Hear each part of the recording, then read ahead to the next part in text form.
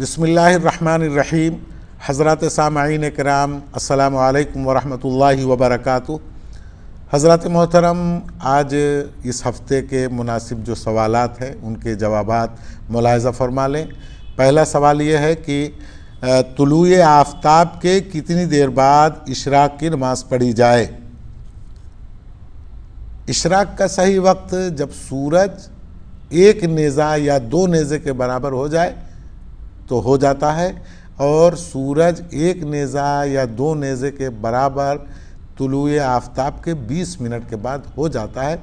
इसलिए इशराक़ का वक्त सबसे अफजल और आला यही है कि तुलूए आफ़ताब के 20 मिनट के बाद आप इशराक़ पढ़ लें। दूसरा सवाल यह है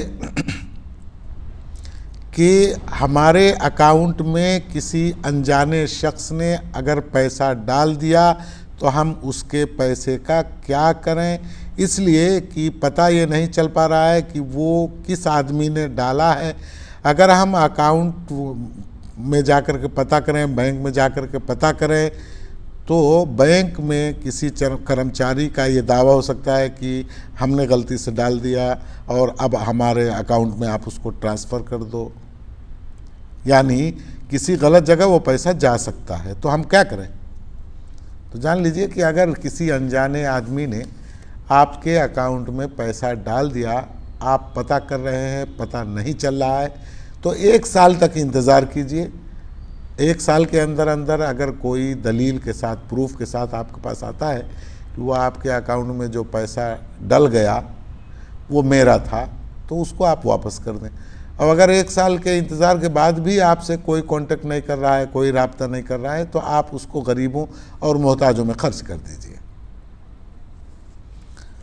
सवाल नंबर 3, क्या अपना हक हासिल करने के लिए मजबूरन रिश्वत की नीयत किए बगैर पैसा देना दुरुस्त है जबकि कोई और रास्ता ना हो? जी हाँ, अगर अपना हक हासिल करने के लिए आपको कुछ रकम देनी पड़ती है तो ये देना जायज़ है, जबकि और कोई दूसरी सूरत है ही नहीं।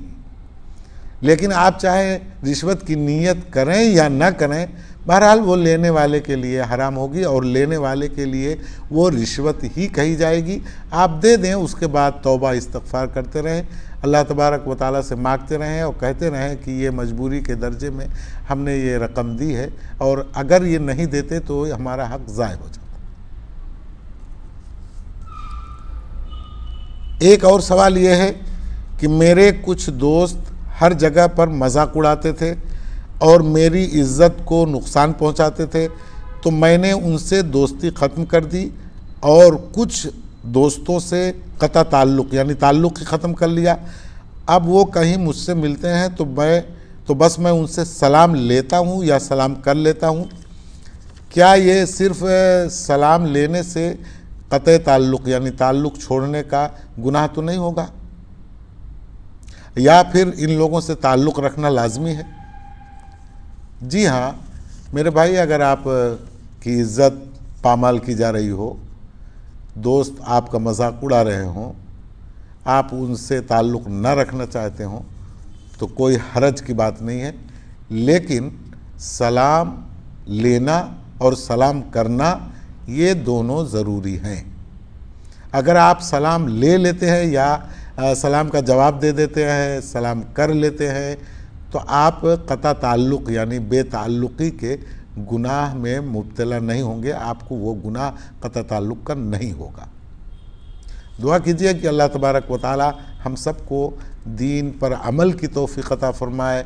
अगर आपके जहन में कोई दीनी सवाल आए तो हमारे कमेंट बॉक्स में जा कर के आप सवाल कर सकते हैं, मोबाइल के ज़रिए भी सवाल कर सकते हैं, इंशाअल्लाह जवाब दिया जाएगा। दुआओं में याद रखें। अस्सलामु अलैकुम व रहमतुल्लाहि व बरकातुहू।